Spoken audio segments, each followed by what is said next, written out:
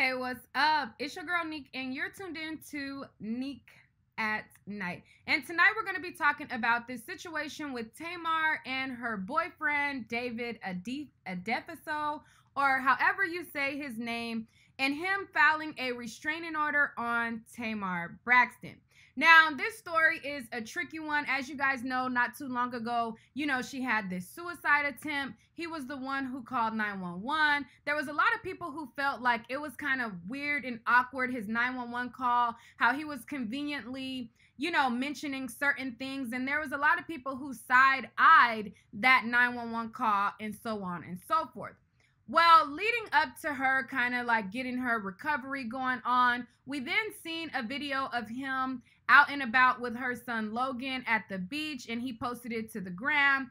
And then later on, we heard of this domestic dispute. Now, he has now come forward to talk about this domestic dispute, and I'm going to play that video for you guys, and we're going to hear what he has to say. But first, before we get into that, we're going to look at this TMZ article and read what it has to say. Normally, I have my green screen in the back, but because of the hue of my hair, it kind of drowns out and bleeds into the background. So we're going to go without a green screen for this one, and we just going to get into it like this. Okay? Okay. All right. So in this article, it says Tamar Braxton, her boyfriend files for a restraining order, and he indicates domestic violence. It says Tamar Braxton's boyfriend is running to court asking for protection against her and what he describes as a domestic violence situation, TMZ has learned. The singer's boyfriend, David Adefiso, filed for a restraining order Tuesday in LA, seeking to prevent domestic violence. And he's asking a judge to grant him one against Tamar. For now, it's unclear what he's alleging she might have done.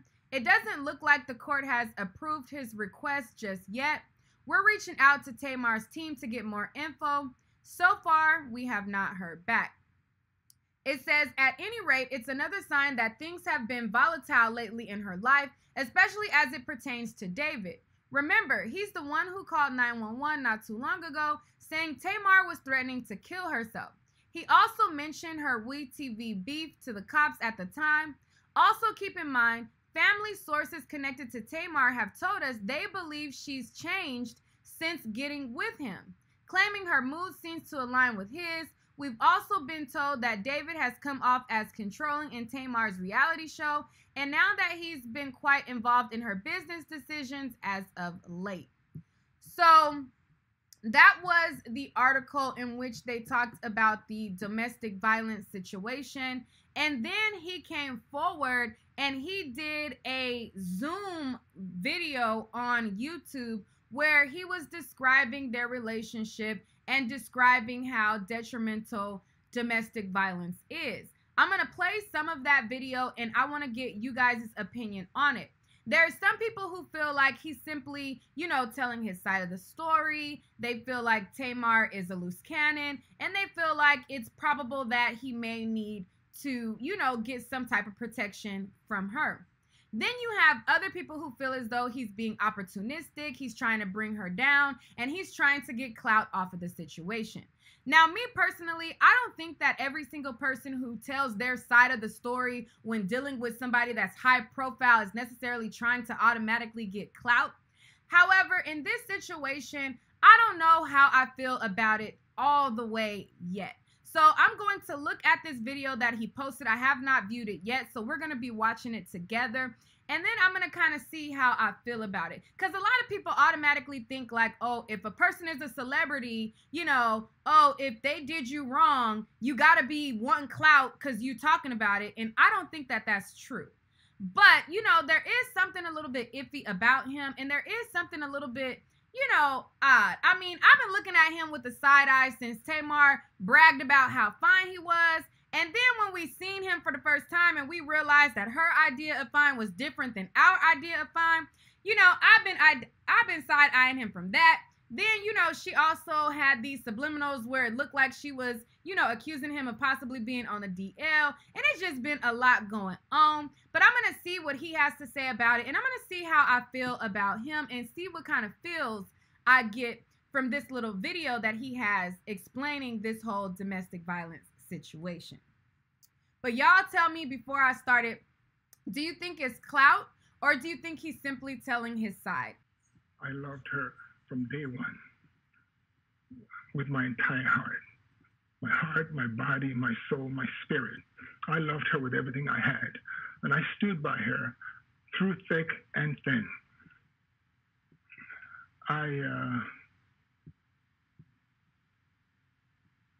I went to bat for my girl, as a man should, no matter what. And I'll continue to do it today. I'll continue to stand by Tamar, no matter what. But we can't forget. Okay, so I'm going to pause him right there, and I'm going to be pausing it as he's talking or whatever. So as we know, the information that we have so far is that he filed for a restraining order. He filed for a restraining order, meaning that you want to be protected against this person. So I don't know how you can stand by somebody no matter what, but then also want protection and be protected from them. I don't know how that works, but, you know, let's listen some more and let's carry on. My spirit. I loved her with everything I had. And I stood by her through thick and thin. Okay.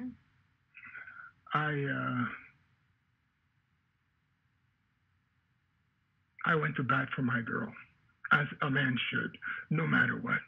And I'll continue to do it today. I'll continue to stand by Tamar, no matter what. But we can't forget the victims of something else. And those are the victims of domestic assault, domestic violence. Domestic violence happens to men. It does. And people dismiss it. 40% of domestic abuse and domestic violence occurs against men. I mean, this number is highly underreported. 30, 40, 50% of men don't report domestic abuse for a number of reasons. One is the police sometimes don't pay attention. How you gonna get beat up? The police don't pay attention. It's also a stigma. It's a stigma. You know, your wife hit you. Your wife is hating you. Your girl is hating you. It's a stigma in our society for a man to report that he's been abused. But there's a lot of men who are being abused. He's telling truth so far about that. Every black man also carries a stigma of being an aggressor, an aggressive black man, somebody who, you know, you can't tame, somebody who's aggressive. And it's That's really sad. You know, I remember, people. You know, there was somebody who attacked Tamar a few months ago. I thought very unfair at the time and now about, you know, something. It was a lady who attacked her on social media about something she did in her past with a guy who they said was married, which, you know, I still believe to be, you know, not something that is true. You know, despite what people say. And I got on her case for the only reason being, you can't attack, well, we're trying as a people, black people in America, to overcome racial injustice and, you know, all the bad things that have happened to us. We can't be attacking each other. And when she attacked, you know. Okay, so I'm going to pause him right there. So what I think he's talking about is K. Michelle. If I'm not mistaken, I think K. Michelle had got into it with Tamar and she called Tamar out. If it wasn't K. Michelle, it was somebody, but I'm pretty positive. I'm thinking it was K. Michelle. And, you know, they had their bit of, you know, their little history of not getting along or whatever. Oh, Tamar had like shaded her on T.S. Madison's show, I believe. And, you know, I think T.S. Madison asked her about like a versus battle. If I'm going off the top of my head. And Tamar like kind of like didn't say nothing, but her eyes told it all. Like she threw shade with her silence and she threw shade in the way that her, you know, because me, I give a mean facial expression. And I ain't got to say nothing, but you know, you know, if I look a certain type of way, you know, the shade that's given. So, you know, I think that from that, if I'm not mistaken, K. Michelle popped off and she, accused her of dealing with a married man and all that. Now, what I get angry about with this whole situation is to deflect from the bullshit that people have done. They try to throw in the, oh, well, Black Lives Matter is going on. No, like, you can still be held accountable throughout Black Lives Mattering. Like, that I just hate that people try to use the Black Lives Matter as a scapegoat to deflect from their bullshit.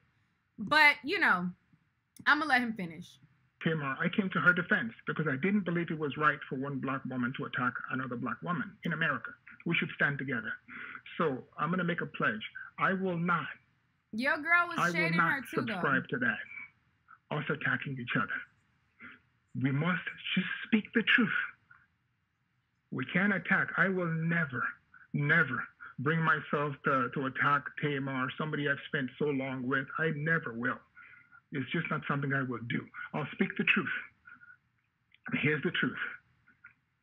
I've been a victim of domestic violence, domestic assault. I was attacked. I was driving on high speed, and I was attacked. A blow to my neck, my jugular. For those of you who know about medicine and the jugular, that's what carries blood to your brain. When you're hit there, it discombobulates you. Okay. And I thought I was gonna crash. But I was driving fast. I had to call my mom. I called my mom. A 50-year-old guy having to call his mom when he's driving, and my mom started praying. Tim, I was in the car. My mom started praying. Only to find out that after the blow, I was being secretly recorded. Something that's illegal and unfair. And the tapes being sent to my family. The tapes of me in distress, in pain, calling my mom, were being sent to my family and other people.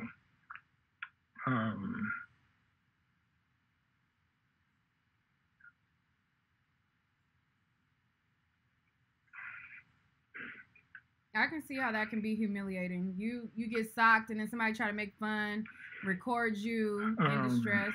I can see where he felt, humiliated in that sense. And it sounds probable what he's saying so far in this part of it. Anyway,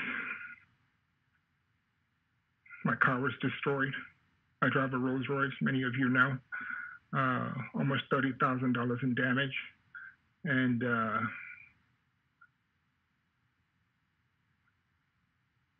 I can't really continue to speak about this because the cops are involved. It's a criminal case now for the damage, damage to the car, the taping, the assault. But I'll tell you something. Despite all that, and despite the fact that we're separated, and we're pretty much over.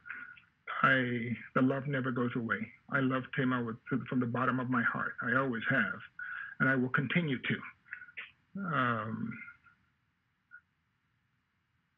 No matter what she needs, I'll be there as a support for her. The way I've been from day one. Whatever she needs, I'll be there. That's my promise, and I will not speak out ill against somebody I loved so much. I've always loved. So. I want to end with one thing, a phrase, which was sent to me by my cousin, and it was Exodus 14:14. God will fight your battles. You only have to be silent. So I'm going to let the police case, reach its logical conclusion. The courts reach the logical conclusion.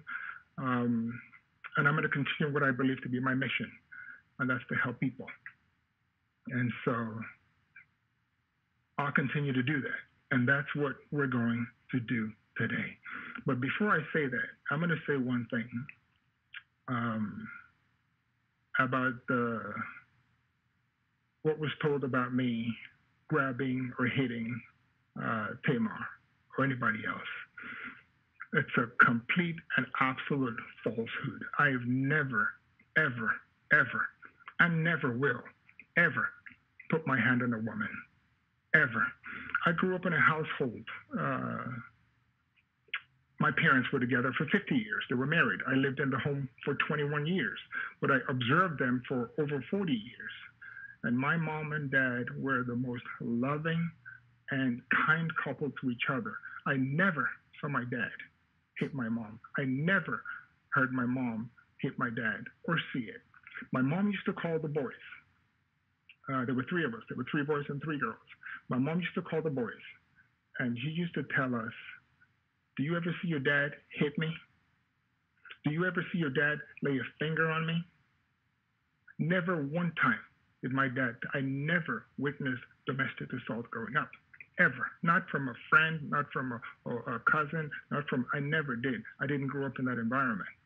My mom also used to tell us, do you ever see your dad cheat on me? My dad never cheated on my mom, not one time. Not that I know of, not that she admits, even after she's 81. She's here now, just for spiritual support. She's my spiritual support, my mom. And so I grew up with 2 covenants that I made to myself and 2 covenants that I made to my God. All right, so he goes on for another 30 minutes or so. His live is about an hour long. I'm not about to sit through an hour worth of it. I just got the gist of it. He talks about his claims as far as, you know, people were saying that he hit Tamar first, and then they were saying that she hit him as a reaction, and he's saying that that's not the case, that she hit him first.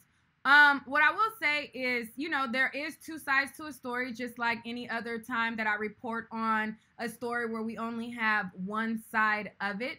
I would love to hear Tamar's side of it, but the portion of what he's saying so far, it sounds probable. It sounds like a person would make fun of a man who's calling his mom in distress. Like, it sounds probable that, you know, like if a female hits a man and then he squirms or cries about it, that, you know, a person would, you know, make fun of that and send it. It sounds probable, but there also is 2 sides to a story. When he's telling the story, to me, he sounds like he's being genuine. And again, like I said, this was my first time. I watched it with you guys for the first time, and I wanted to feel him out. So I can't say that he's being a clout chaser, because he's defending himself for wanting to get a restraining order. However, I do feel like it's contradictory to say that, you know, I'm going to be here for her no matter what, and I'm going to, you know, stand by her, but then you're also getting a restraining order. It's either one or the other. Like, either you need protection and you want to get yourself protected, or you want to, you know, let bygones be bygones and forget about it. I think that it is very true that, you know, domestic violence with men is swept under the rug. There is a lot of people that dismiss it. And that's why I always have a different approach when it comes to these conversations, because that is something that a lot of people, you know, they overlook and they feel like, oh, it's no big deal. Like, a man should be able to be a woman's punching bag, you know. But even with that being said, there's 2 sides to a story, and I would love to hear Tamar's side, you know, because you never know what went down. You never know if he gaslit her. You know what I'm saying? Because there are the men who will gaslit you and provoke you and be in your face, and there are the women who will gaslit you and provoke you and be in your face, and then when you pop their ass, you know what I'm saying? Like, similar to, like, if you guys remember the Real Housewives back when Kenya and Portia had their little spat, when Kenya was twirling stuff in her face and, you know, blowing in the blowhorn and speaking in her ear all out. People will gaslit you, and then when you pop their ass, play the victim. So I would love to hear her side of the story, to hear exactly what happened, because there is always 2 sides to a story. But from his side that I hear so far, it doesn't sound like he's quote unquote clout chasing. I won't give him that label as of yet. It did seem a little odd, the 911 call, when he did call the 911 to report her attempted suicide. To me, it, like, you know, it did seem a little bit odd. Again, I've been side-eyeing him since I've realized that her version of fine ain't my version of fine. So, I mean, I don't know. What do you guys think? Do you think that he's trying to bring her down, or do you think that he's genuinely just telling her side? Again, not everybody is built for you know, being somebody's punching bag. Not everybody is built for what people think that society norm of a man should be, where they think that a man should just take it and shut up and, you know, just deal with it. So you guys let me know what you think down below. If you're not subscribed, hit that subscribe button and turn on your notification bell so you're notified when I post a video. Lastly, be sure to check out my website, neekatnight.com, spelled exactly like my channel. And you guys, you know, check out what I got for your quarantine and chill needs. I got some new stuff that I will be adding, and I got a sale coming up for y'all too. Okay? Okay. All right, guys.